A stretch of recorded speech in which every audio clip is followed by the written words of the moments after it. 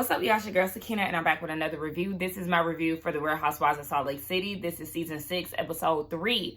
Make sure that you hype the video on your way in. Make sure that you like, and when you like, make sure that you hype the video. If you're not familiar with what hyping is, it gives small content creators like me a boost and helps us with our recognition. So if you are trying to support the channel and support me, make sure that you hype me up, okay?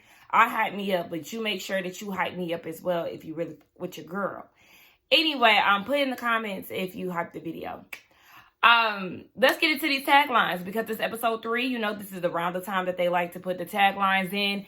And in no particular order, I will list my favorites. Bronwin, Heather, Mary, Angie definitely have really cute taglines. In the middle for me, where it's just kind of like, you know, it's not bad, but, you know, you could have done better. Whitney and Lisa. I can't even remember what Lisa's was, but I just remember saying, I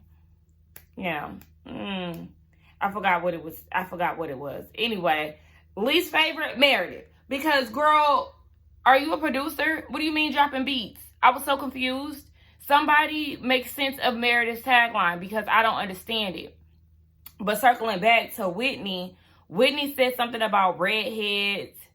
Roses are redheads, violets are blue. Don't send for me unless I send for you or something like that. Girl, you stole Kenya's tagline.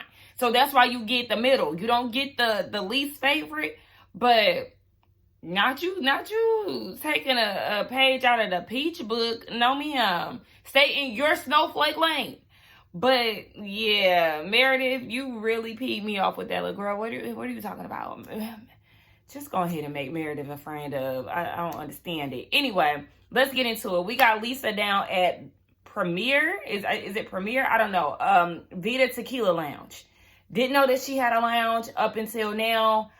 Decor-wise, that plaid on the wall, I was like, girl, what is this? This needs to be more, I don't know. It needs to be better than what I've seen. Anyway, she is hosting some event for what? I don't know. But, you know, in true Lisa fashion, she's name dropping. She's going to have Steve Carell there and some other folks. She said that she's worked with the likes of Usher, Forrest Whitaker, and some other folks. Okay, they had the picture shown, so I appreciate that so I can, you know, make sense of who these people are. Some of them I have seen on TV before, but I don't necessarily know their names. And she said that some of the girls try to diminish her work, like she doesn't work and all these things. I don't think that the girls try to diminish her work. I think Lisa is just obnoxious with her work. The name dropping and making her seem above the rest, that's the annoying part of it. It's very braggadocious. She even said, I hope it's not too braggy, but I really do big things. Like, you do stuff like that. You say and do things as if you've never been in these rooms before. As if you've never been, as if you've just gotten famous. You know what I'm saying? Or just gotten your recognition, your just due, whatever. I don't know. It's just, you just give new money. And that's a turnoff. Because you don't see Meredith going around talking about, oh yeah, Riri was wearing my jewelry. And I was doing this with whoever and who else. It's like you have a point to prove. And it's like, girl, nobody really cares all like that. I'm going to need you to pipe down. Because I'm sure the rest of these ladies have been in places with big names. And you don't see them doing all of that you're doing. Again, shout out to you in your business endeavors and, you know, the success. But you just do too much. You do too much to try to prove that you're that girl. And that's where you fall flat. Because in reality, you're really not that girl like that. Just because you be around Steve Carell and them. And I fuck with Steve. Like, that's what's up. I love me some Usher. Okay, girl, that's what's up. But you be going a little too hard. Like you ain't never been nowhere. So we learned that she's setting up this luncheon with... it was a flashback with Amy. She's inviting the girls that she likes out to the shooting range or something. I don't know what they're doing.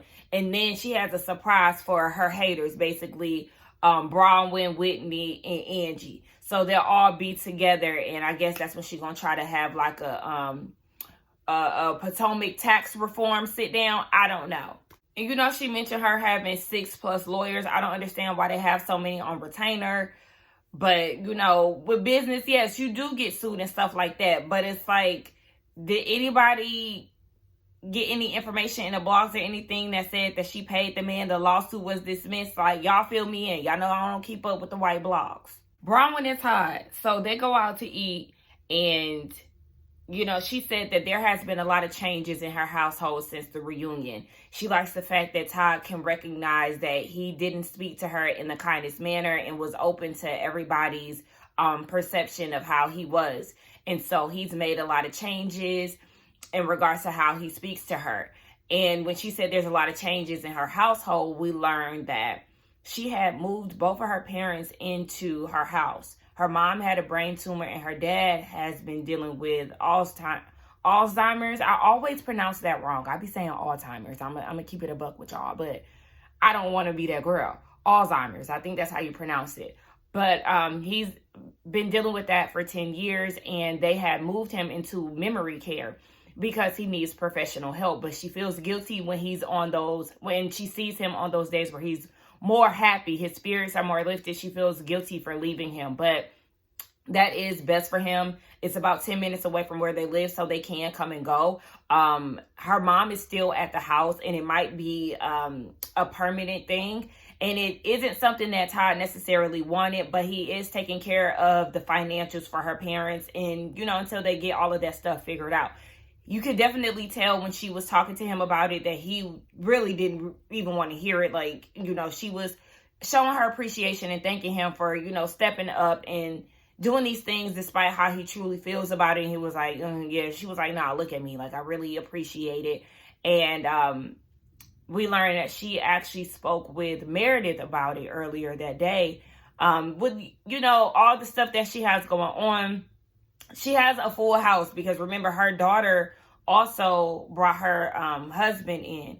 I mean, her daughter brought her boyfriend in. And so she feels like this is a way of keeping her busy. And Meredith was like, yeah, because when I was dealing with my dad and the loss of him, a long time, it was just grueling for her. It was a lot. So this is just a good time for her to keep busy and have people around her so she won't feel so caught up in emotions and things. But she feels like Meredith could relate to her even more with this situation because she lost her dad versus maybe someone else in the group. So this was some good one-on-one time for the two of them. So then they start talking about Lisa. And Bronwin, she said that there's some things that, you know, she can't get over, but she wants to make it right. And Todd is like, why? And Bronwin is saying because it bothers her when people don't like her. And he was like, okay, it's a lot of people that don't like you on your Facebook. He really meant Instagram, but she was like, yeah, people be saying, you know, some mean comments on there or whatever. But you need to not worry about being liked. I understand it's very normal for people to want to be liked. But at the same time, Bronwin, y'all give Lisa too much credit. And I just don't understand it. I truly do not.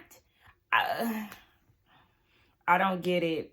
Bronwin, girl, you got some insecurities going on that you and Heather both need to seek therapy for, because ain't no bitch like Heather like Lisa gonna have me in a tizzy like this.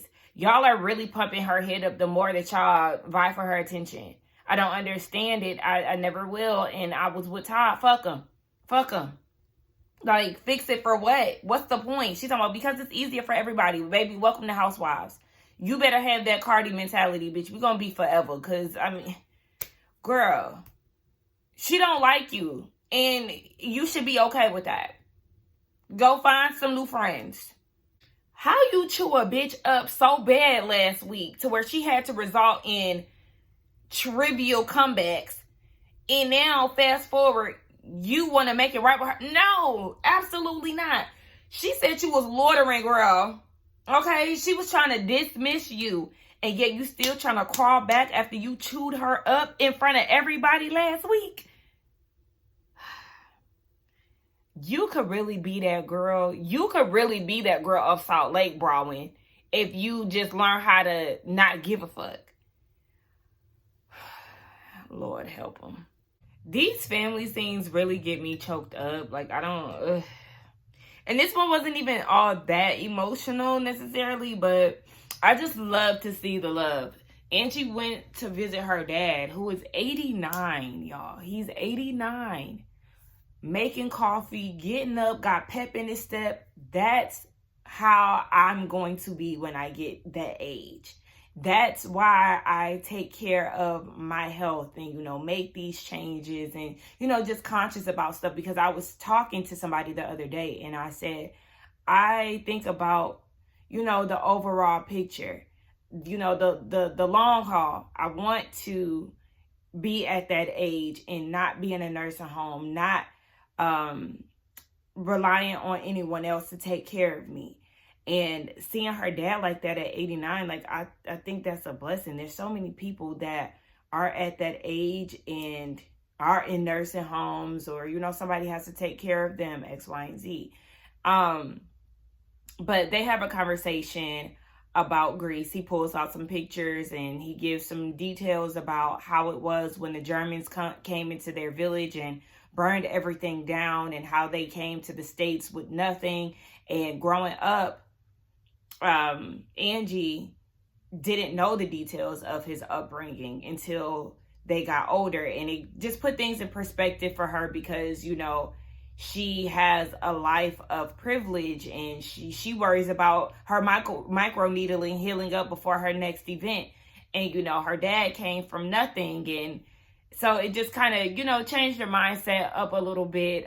She even talked about how he gardens and his flowers bloom, and it gives her, it reminds her that she has another year with her dad. I just think stuff like that is so beautiful. I love seeing father-daughter relationships like that. Yeah, I just love it.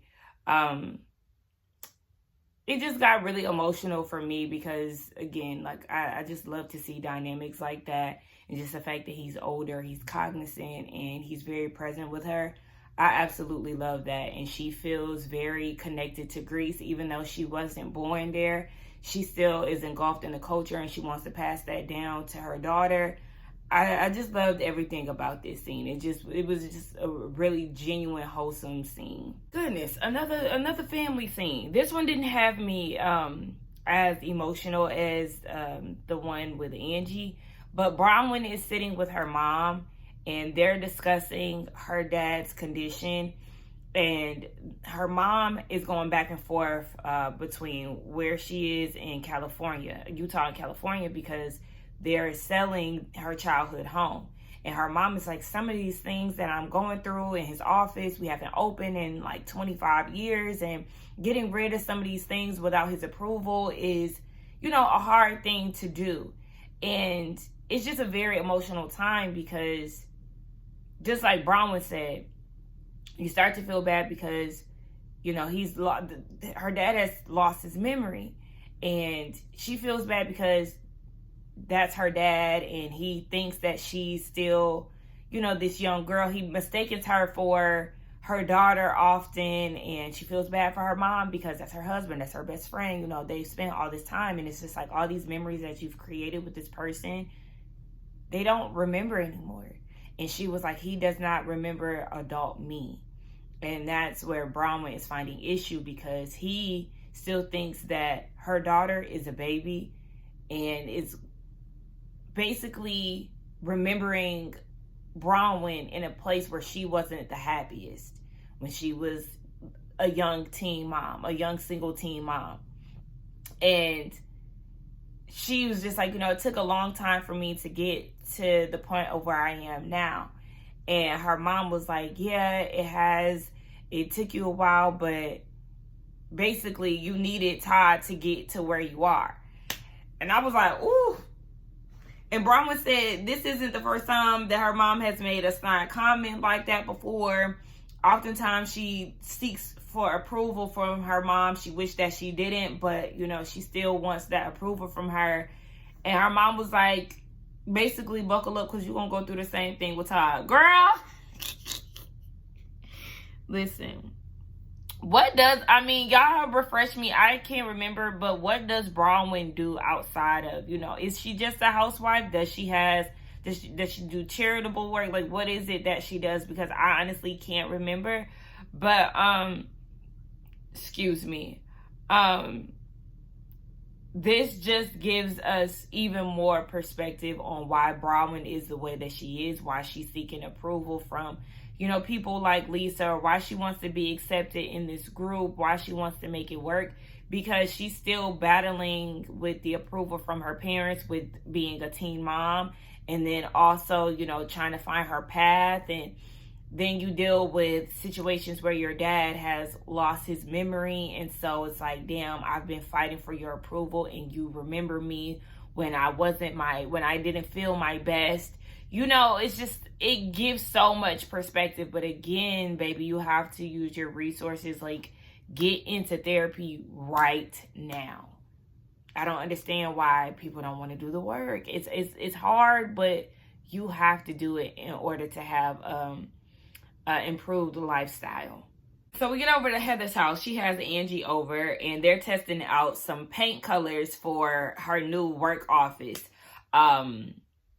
Work office?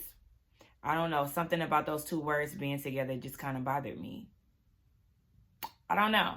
Anyway, yeah, she's working on this creative den where she'll be doing her third book from, and just a lot of other projects. She said typically she would dread doing projects and, like creating her books and stuff like that, because it was just more added to her plate on top of being a mom. But now them kids is out of the house and she is ready to start a new honey, okay? She's ready to have her bedroom to herself. What you call it? A love den or something like that. But she said she wrote her books in her bed and everything. And it might sound like clinical depression, but it's effectiveness for her. Listen, as somebody who does a lot here on this bed, I get it, Heather. But also I'll be like, look, I have to break out. Okay, I got to get out of here. So that's when I usually go to like a cafe or the library to really focus and be productive there, and I have a desk, here at home.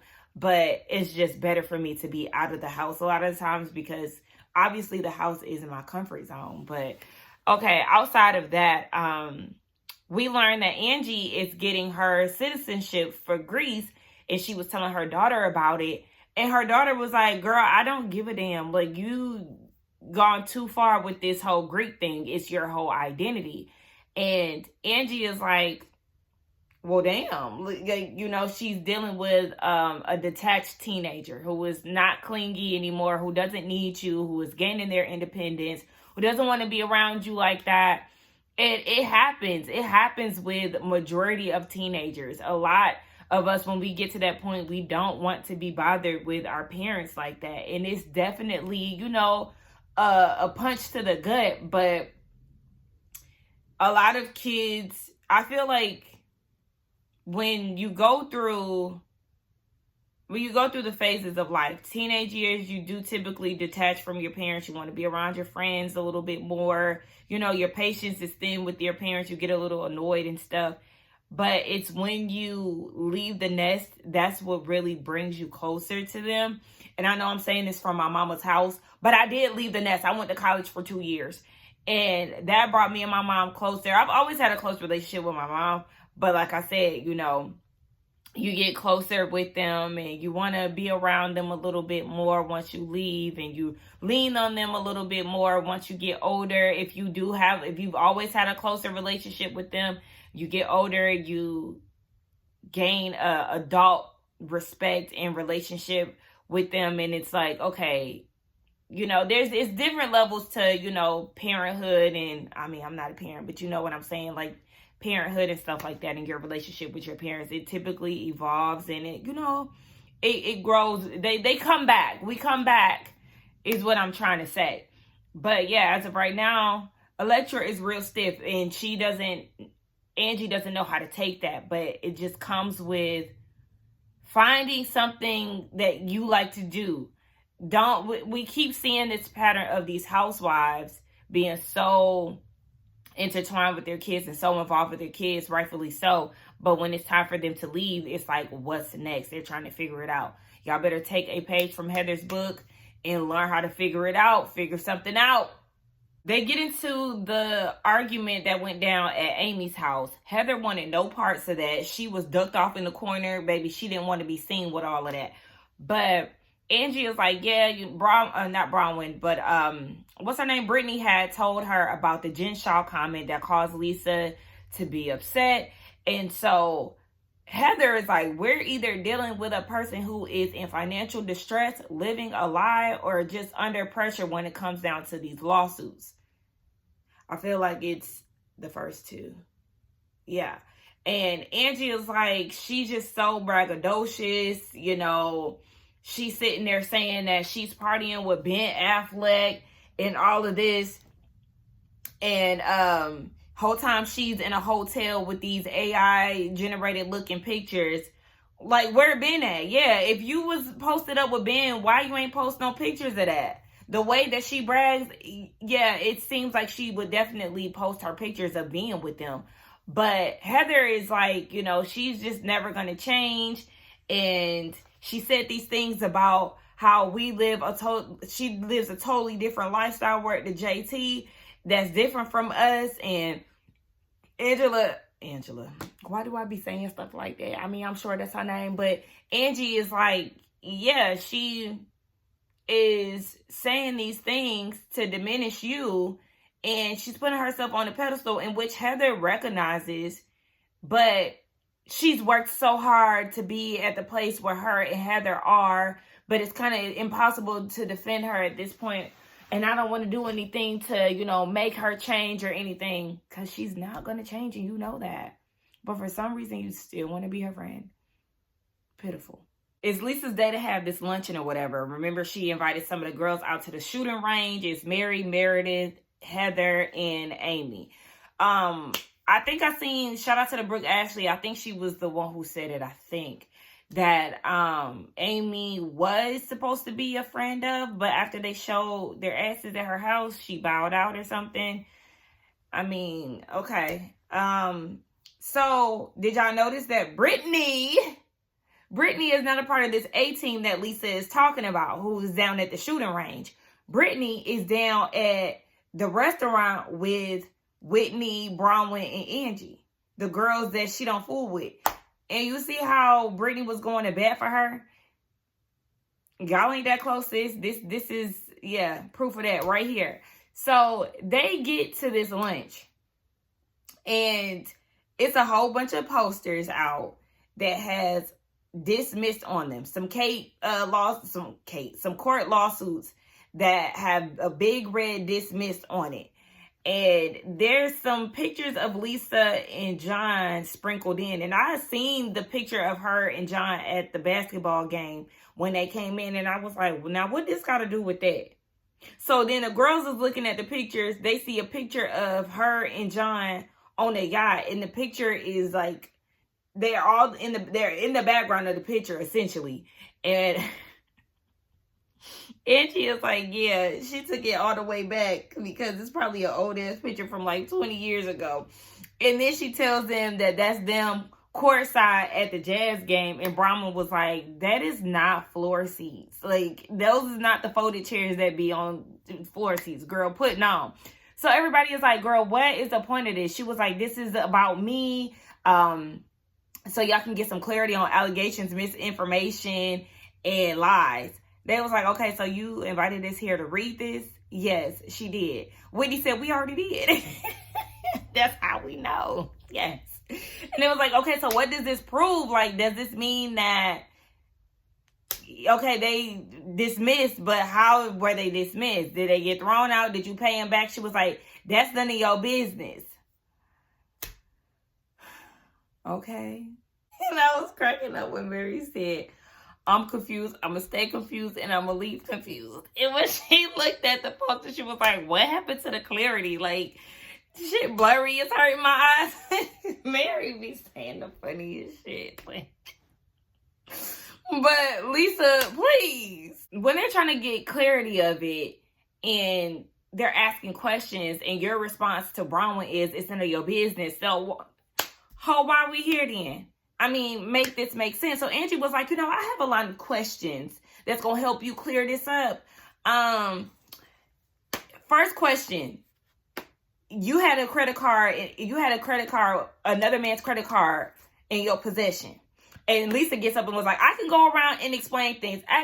Well, let's explain this court case that's still open, because that's what I was saying too. I'm like, you talking about all these court cases that were dismissed, but let's talk about the one that the girls were talking about at the campsite, because that seems like the biggest one, and the one that's possibly still open, in which we learned is still open according to Bronwin, who debuted a new confessional look. Again, I love it. It seems like everybody's breaking the looks, with the exception of the lady with the lawsuits. Anyway, when Lisa was like, I could go around and explain, Angie said, like, I'm not done. Hush up. She said, this man allegedly paid off your car. He helped remodel your house, and you owe him $118K. Like, girl, what's going on? And so Lisa is like, this is not true. This is all fanciful tales. I've denied all of this. And they're like, girl, like, these words are not interchangeable. Dismiss and deny is two different things. You are denying. You can tell me, somebody could say, oh, Sakina stole from me, and I can deny that all day, and then they have me toting out possessions from their house on their recam. I did it. Like, what do you mean? You denying it does not mean that that's fact. So you trying to sit these ladies down to clarify, to clear up, to, clear your name. It's not working. It's not working, girl. You wasted their time. Just like Angie said, girl, this is not Cinderella. You can't just magically wish this shit away. This is real shit. But Lisa is trying to make it seem like she's not worried. Girl, she clearly worried in her body language and all. Again, she doesn't know how to just let shit play out or just be real about the shit. She has to put on airs, and that's what makes matters look worse. Angie K is like, girl, all of this is brought up because you went digging for information on Bronwin with the whole jewelry thing. And you've, dug up information on other people before. Of course, Lisa is denying that, in which we already know that it's true. And Bronwin is like, yeah, you came for me about the whole jewelry thing. I cleared that up. I even apologized to Amy because you was calling me a whore in her house. And Lisa started going at Todd, saying that he's a misogynistic asshole. Bronwin calls Lisa a misogynist for this, female on female crime or whatever the hell they was talking about. Child, either way it goes, Lisa is definitely having a slight crash out, getting up, parading the poster. Yes, I've had lawsuits and all of these has gotten dismissed, and talking about factoring in stuff, and what do I factor in my receivables and all of this stuff. And Bronwin was like, I already cleared up that whole jewelry thing at the camping trip that you chose not to go to. Lisa talking about, I was at Blake Lively and Ben Affleck's movie premiere. So you was at the movie premiere, but you was not necessarily there. You made it seem like you was kicking it with them. You know how many influencers and stuff go to movie premieres and don't be kikiing with the celeb or whatever the case may be? Girl, okay. And you could tell Heather was getting annoyed with it, because she was like, none of that stuff even matters. Like, Bronwin brought it up at the event, at the camping event, and now it's your time to clear it up. Well, yeah, this your good sis, braggadocious Lisa, who can't help herself. Girl, all of this shit is falling flat. Now Lisa want to ask Angie, what was your objective of talking about me at the campsite? And Angie is like, well, you got to shut the hell up to listen, because Lisa kept trying to interject. And Angie is like, I've seen you talk about other people's businesses. Of course, Lisa is claiming that she won't let Angie talk. And Angie is like, well, Lisa called her frustrated. And Angie is like, you frustrated. Nobody made me want to get up out my chair more than you. Like, girl, she is irritating. But I want to say that a lot of the ladies looked really good at this luncheon. But Angie, it's something about like that minimal makeup that she had on. And I love that monochromatic look that she had on, like all the burgundies. Angie looked so good. But I'm glad that I'm glad that Mary stepped in and was like, it wasn't just Angie. We all were talking about it. Exactly. Like, I don't understand why all the focus is on Angie. I guess because she thought that they were in a good place, and Angie was actually taking the side of Bronwin, somebody that Lisa cannot stand. But yeah, I mean, they were calling the thing a thing. You do talk shit about people, dig up dirt and everything else, and feel like you're above reproach. No, ma'am. Oh my gosh, they ain't even ate it, y'all. They doing all of this before the food even comes out. Lisa brings up how Angie wants to be Jen Shah because of her hair, her brows, and I guess her beauty regimen. And Angie was like, girl, my brow lady, I've been going to her for 14 years. She's the best. And Mary was like, she is the best. And then we see the flashback. This is the brow girl who Jared had been in her DM. So, Brittany is like, I ain't been in it. Girl, you need to be quiet. She been quiet this whole time, which is good. But girl, please, don't nobody give a damn that you salty about this brow lady. So Lisa's like, you the one who brought up and compared me to Jen Shah. They doing all of this, and the poor waitress, you could tell she's just a young girl, just trying to get her check. She like, I'm here to put y'all order in. Amy is like, oh my gosh, y'all focus. You know how the girls do. Once they in it, they in it. They ain't even paying attention to nothing else. Angie and Lisa going back and forth, and the lady just trying to get the order in. My goodness, y'all doing all of this. And they ain't even put the food in. They need to learn how to, as soon as you get in, look in the menu, put your order, then argue. How about that? So Whitney chimes in and was like, if we seeing all these accusations and stuff online, people tagging us and all of that, what are we left to believe? And Meredith chimes in and was like, girl, people say stuff about you all the time online. And Whitney is like, skirt, why you piped up now? Because you were silent down at the camp trip. And Meredith was like, no, I wasn't. Brittany chimes in and was like, we wanted your law degree expertise, and you were silent for most of the time. Even Mary was like, yeah, you really wasn't sticking up for her. Now, I'm going to say this. Meredith was sticking up for Lisa. Was she as loud and proud as Heather and Brittany? No, she wasn't. And I don't blame her for that, because she too is a victim of Lisa coming for her. So absolutely not. I don't feel like Meredith should, scream from the mountaintops to defend Lisa. Girl, fuck you. Because, we might be on good terms, but I ain't forgot what you had done did to me. So I don't feel like Meredith needed to step in. But she was like, don't even let them pump your head up with this. Like, I definitely stood up for you. And Lisa believed her. And so then Lisa's like, well, how was your business unwinding, Whitney, since you want to talk about mine? And Bronwin chimes in, don't talk about her business. You're just deflecting. But Whitney, it is kind of like Whitney expect her to bring up your business because you talking about hers. And we already know that, Lisa has had her comments on Whitney's business and all of that. So it's just like, it's a tit for tat situation, but it's like, don't feel like you're exempt because she got a lawsuit right now. But Lisa brought up somebody's talking shit about Whitney's business on TikTok. And Whitney was like, see, there you go, digging. Lawsuits and TikTok allegations is different, girl. It's not the same. It sure is not the same. Because, yeah, Lisa, you more in a sticky situation. Well, shit, no, because her business still going. Whitney's ain't going no more.